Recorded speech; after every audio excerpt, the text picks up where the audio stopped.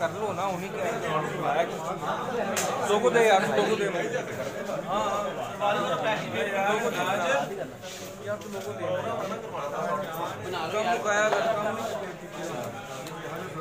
लोगों लेकर 3 मर्डर्स हैं जिनको वर्कआउट किया है।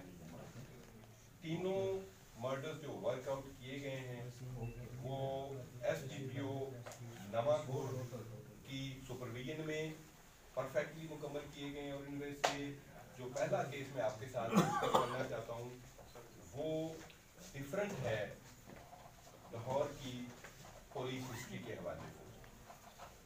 थाना नवाकोट में मोरखा 20 नवंबर 2022 इतवार को एक नौजवान शहजाद हुसैन जो बेचारा अपने काम पे जा रहा था, फौजी गड्डियां स्टाफ के करीब उसके गले पर डोर खिंचती है और डोर उसकी मेन शाहराह को और विंड पाइप को, ये जो सांस की नाली का होता है, इसको मुकम्मल तौर पे काट देती है।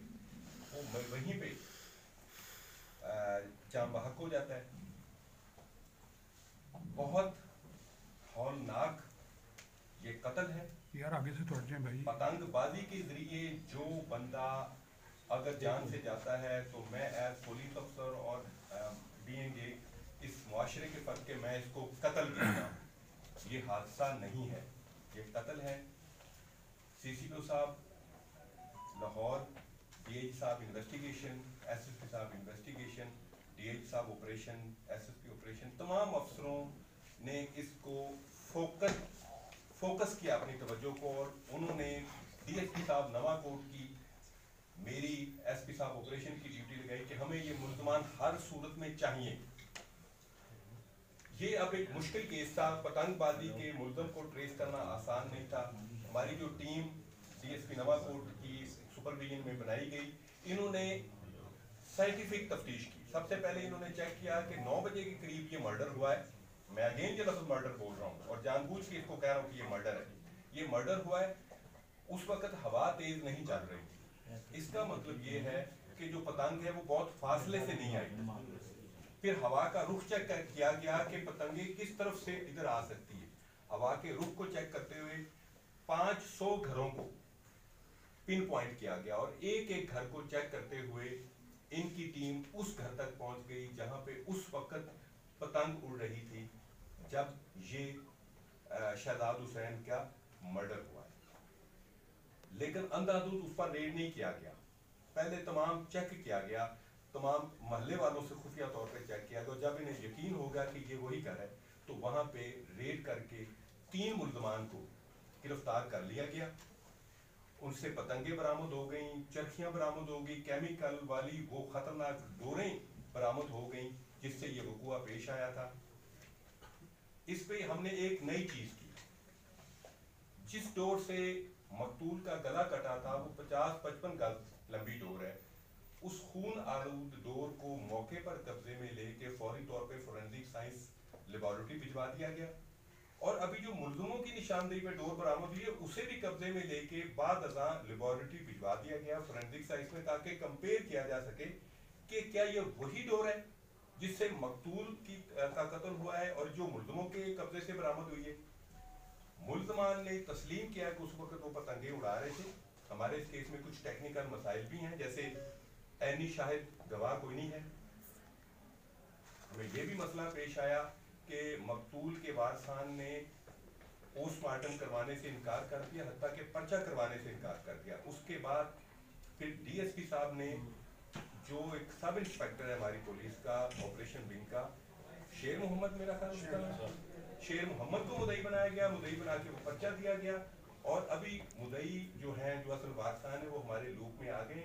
हमने उनको तफ्तीश में शामिल कर लिया और इंशाअल्लाह we will leave no stone unturned कि इन मुल्ज़मान को सजा हो सके। यहाँ पे एक चीज और है, ये दफा 322 में मुकदमा दर्ज हुआ था, हमने इसको 302 में कन्वर्ट कर दिया बिकॉज ये एक इंटेंशनल मर्डर है। जब आपको पता है कि इस केमिकल वाली डोर से लोग मर रहे हैं, सड़कों पर बेगुनाह मासूम लोग मर रहे हैं, उनकी लाशें तड़पती हैं वहां पे, 2-2, 3-3 साल के बच्चे मर रहे हैं, तो क्या आपको पता नहीं है कि आपके इस एक्शन से कत्ल होगा? जो अकदाम है जिसमें एक बंदा बच जाता है, उसकी जान नहीं जाती, जब उस पर 324 दर्ज हो रही है, तो अगर जब बंदा फौत हो जाएगा, कत्ल हो जाएगा, तो 302 ही लगनी चाहिए। ये हम समझते हैं और ये मैसेज मैं आपके मौकर मीडिया के जरिए लोगों को देना चाहता हूँ, खुदारा सड़कों पे ये कत्ल करना बंद कर दें, अपने बच्चों को रोकें। उनकी ये हरकत बेगुनाह लोगों की जान ले रही है और उन लोगों को मौके पे बेचारे वो जान से चले जाते हैं। हम तमाम मुआशरा मुल्ज़म हैं जब पतंगबाजी हो रही होती है और उससे जाने जा रही होती हैं। और मैं दूसरी रिक्वेस्ट करूंगा, पुलिस आपकी हिफाजत के लिए मौजूद है, पतंगबाजी को रोकने के लिए हम हर मुमकिन कोशिश कर रहे हैं, लेकिन जिम्मेदारी वालिदैन की भी है, जिम्मेदारी हमसायों की भी है, जिम्मेदारी हमारे पूरे मुआशरे की है कि हम इस खूनी खेल को नहीं होने देंगे। इसके बाद मैं दूसरे एक और कत्ल की तरफ आता हूँ। ये थाना शेराकोट का कत्ल था, जिसमें दामाद ने ज्यादती के बाद अपनी सास को आग लगा के कत्ल कर दिया था। वो कुछ दिनों बाद फौत हुई, लेकिन उसने अपने नज़री बयान में इसको बाकायदा तौर पे नामजद किया। इसकी बीवी पहले मर गई थी, उसके बाद इसने अपनी सास से नजायज ताल्लुकात कायम कर लिए और फिर उसके इनकार पर इसने उस पर तेल छिड़क के उसको आग लगाई, उसको मार दिया।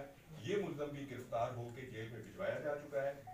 बगैर किसी तवक्कुफ के ये कातिल गिरफ्तार हुआ था।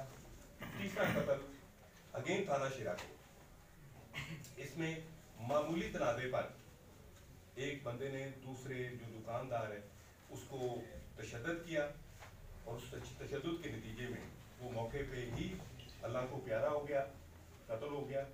इसमें भी पुलिस ने बिला किसी तवक्कुफ के फौरी तौर पे मुल्ज़िम को गिरफ्तार किया, गिरफ्तार करके उसको जेल भिजवाया जा चुका है। ये सारे वाक़यात शो करते हैं कि पुलिस, लाहौर पुलिस एक एक वाक़े को बड़ा सीरियसली ले रही है, उस पर मेहनत कर रही है।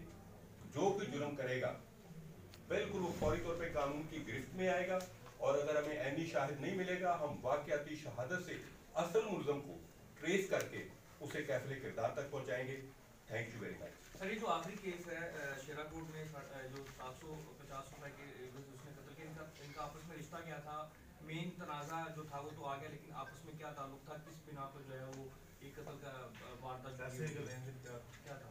पैसे का लेन देन बुनियादी तौर पर इनकी आपस में कोई रिश्तेदारी, ये एक ही जगह पे काम करते हैं। एक दुकानदार है, सामने जगह पे काम करता है, उस जगह पे काम करता है। तो उसके नतीजे में मामूली झगड़े पर इसने उसको मुक्का मारा। उस मुक्के के नतीजे में वो बेचारा मौके पे जान बहक हो गया।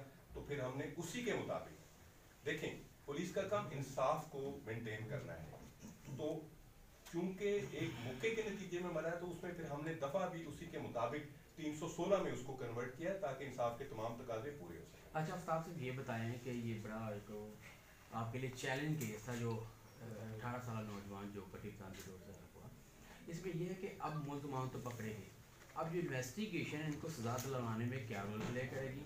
सेकंड ये बता दें कि इन्वेस्टिगेशन है अब तक, क्योंकि वाक़ई लोगों से भी जोड़े गुड़ियाँ पिछले से पकड़ी गई, शेरापुर नाम को, ये 3-4 इलाके ऐसे हैं जहाँ पर बन भी रही हैं और उड़ भी रही है। फिर इसके हवाले से क्या आप क्रैकडाउन करेंगे या कोई ऐसी मतलब ऑपरेशन पुलिस के बंदे जवान काम करने वाले कुछ ऑपरेशन इन्वेस्टिगेशन के होते हैं, तो कंबाइन कॉम्बो ऑपरेशन क्यों नहीं किया जाता?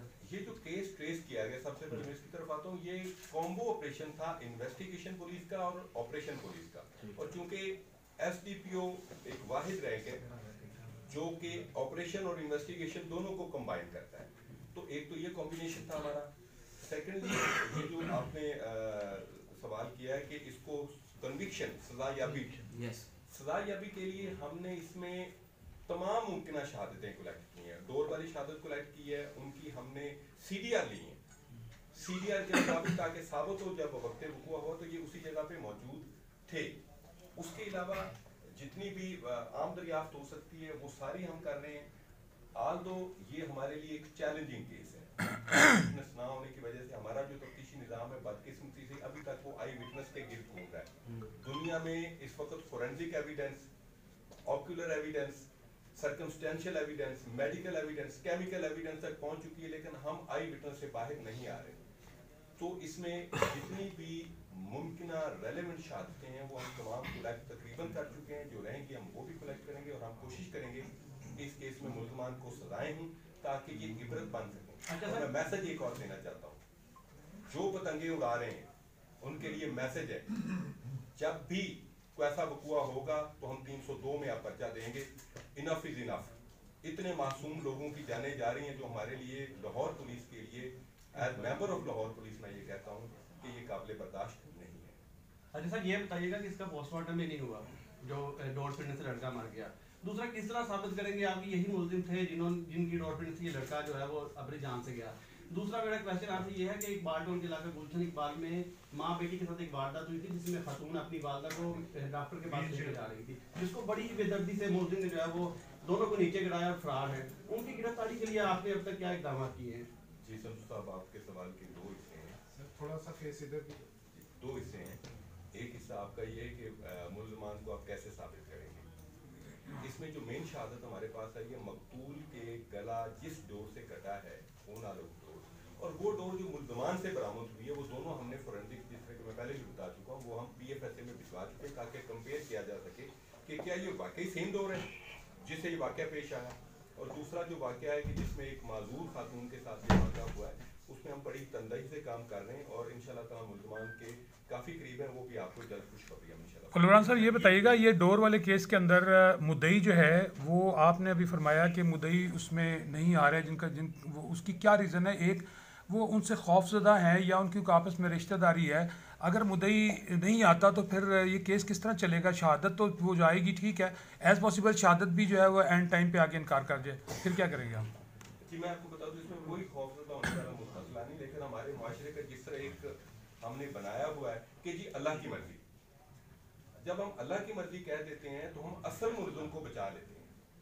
असल मुल्ज़िम को बचाने किसी वजह से फिर हमने पुलिस ने खुद मुद्दई बन के वो पर्चा दिया है, और उसमें जो एविडेंसेस हैं, एविडेंसेस की बुनियाद पे, शहादतों की बुनियाद पे सजा याबी होती है। बात ऐसे भी केसेस हैं जिसमें मुद्दई मुकर जाता है लेकिन उसके बावजूद अदालत सजा देती है, क्योंकि जो गवाहान है और बाकी शहादतें हैं वो मुल्ज़िम की गुनाहगारी को साबित कर चुकी है। सर ये मुद्दत में क्यों नहीं आ रही, ये रीज़न बताएं ना, क्या किस वजह से मुद्दत में नहीं जा रहे? आपको बताया ना, उन्होंने कहा अल्लाह की मर्जी होगी। अच्छा आफ्ताब साहब, एक चीज़ बताइएगा, भी आपने कहा कि नेक्स्ट टाइम अगर इस तरह का कोई वाक़या होता है तो 302 का मुकदमा होगा। इसमें भी आपने तफ्तीश में जाके 302 आज़ाद की है, 322 का मुकदमा ही अमूमन होता है। क्या अब नेक्स्ट टाइम 322 से हटके 302 का डायरेक्ट होगा या फिर इसी तरह आज़ाद की जाएगी दफ़ा? असूली तौर पे मैं ये समझता हूँ, बीइंग स्टूडेंट ऑफ लॉ, जब आप इरादे और नीयत के साथ जानते बूझते हुए कोई ऐसा काम करते हैं जिससे किसी की जान चली जाए, अब किसी से मुराद जरूरी नहीं कि आपकी उसके साथ कोई साबका दुश्मनी हो, किसी की जान चली जाए तो उसे हम कत्ल अम्द कहते हैं, इंटेंशनल होमिसाइड।